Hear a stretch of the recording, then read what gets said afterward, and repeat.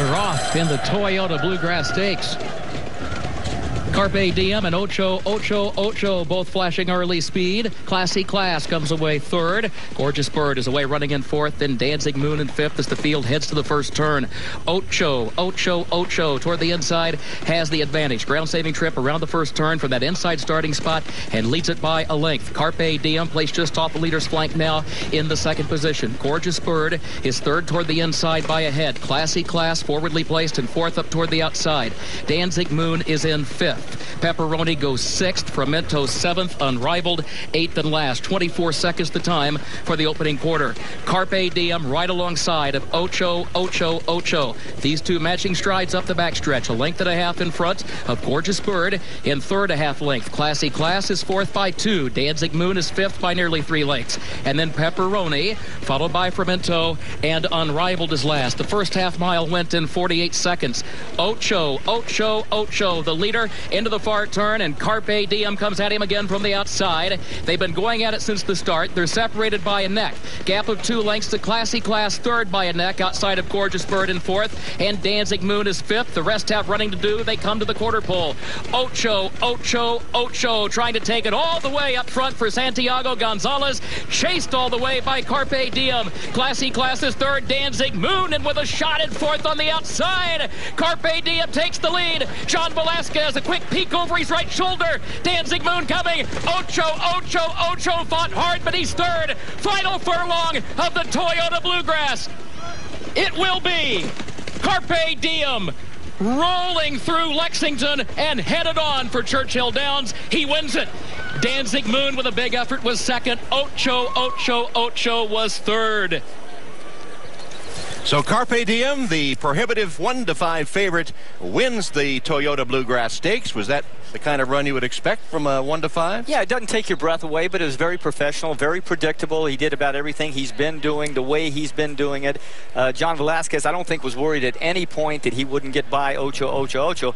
The only thing that disappointed me a little bit was the amount of work that John had to do on Carpe Diem the last 16th. I really thought he would draw out a little bit more.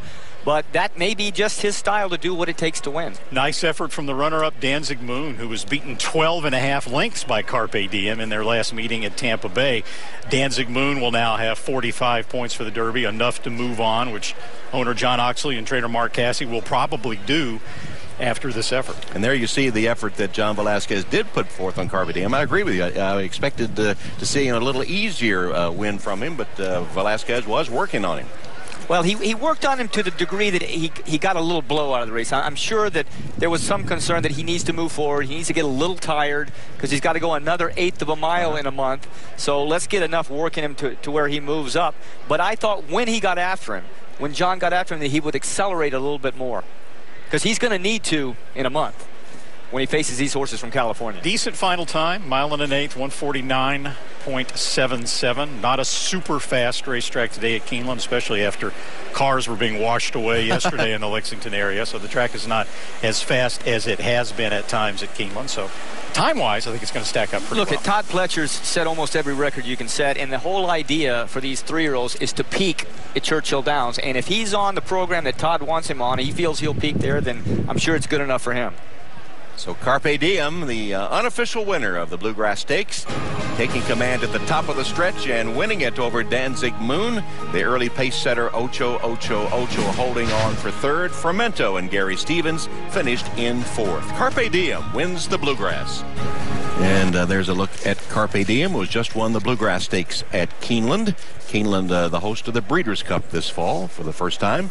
Let's go back to the top of the stretch and take a look at Carpe Diem and Fremento, who made a little run late. Yeah, Fremento was back in his usual spot, while Carpe Diem, again, for him, was in his usual spot, stalking, almost a replay of the Tampa Bay race. And one thing I was thinking about at break is when John Velazquez gets after him a little bit, maybe, just maybe, this horse, with this is only his 5th race, heard the crowd, maybe he idled himself a little bit, waiting for competition. It'll be interesting to see what Jockey Velazquez has to say after. But still, very, very professional. I was disappointed that Fremento didn't close any more ground than he did. But in finishing 4th, Fremento picked up another 10 points. He now has 20 Derby points. That probably puts him on the bubble, and he's trained by Nick Zito. So you know that if he can get in the Kentucky Derby as a closer, he probably will go. All right, let's go back to Keeneland, where Mike Battaglia caught up with winning trainer Todd Pletcher. Was this what you expected today? Well, it's what we hope for. You know, you always are worried when you come into a race that you're expected to win and hope that he delivers. But, of course, it trained really, really well, and we were excited about coming into it and happy to see him deliver. Were you a little worried, but looked like he was trying to go by Ocho Ocho in the turn and couldn't? Once they straightened out, he did. Well, you know, I got respect for Ocho Ocho, and I think all the California horses are strong. So, you know, we kind of anticipated he might be the pace setter in 24-48. You know, you don't expect to put a horse away real easy with those kind of fractions, but like what I saw the last eighth of a mile. Well, you've got several solid contenders. Where would Carpe Diem be on your depth chart right now? Well, I think, you know, right now you'd have to put him in Materiality at the top with, you know, Materiality being 3 for 3 and a Florida Derby win. And this horse perfect this year with a Bluegrass and Breeders' Futurity win. So blessed to have both of them. Going straight to Churchill now? Yes. Thank you, Todd. Thank you. All right, Mike. So Todd Pletcher going to Churchill Downs with Carpe Diem, who wins the Bluegrass Stakes to pay $2.80. Danzig Moon in second, $7.80 to place. Ocho Ocho Ocho holds on for the third spot. You see the exotic wager payoffs as well. Carpe Diem gets the job done. $2.80 to take the Bluegrass Stakes and head on to Churchill Downs. And Ocho Ocho Ocho now has 30 points for finishing third there, even though he was a well-beaten third and he was backing up, going the wrong direction. Hey, Derby fever. Huh? Todd mentioned his other horse, Materiality. At least he gave us the honest answer where he thought his horse is ranked. Materiality, however, it looks like he's going to need the lead or a clear trip because that's all he's ever seen. He's very, very fast, whereas Carpe Diem can kind of adjust to whatever traffic unfolds in the Derby.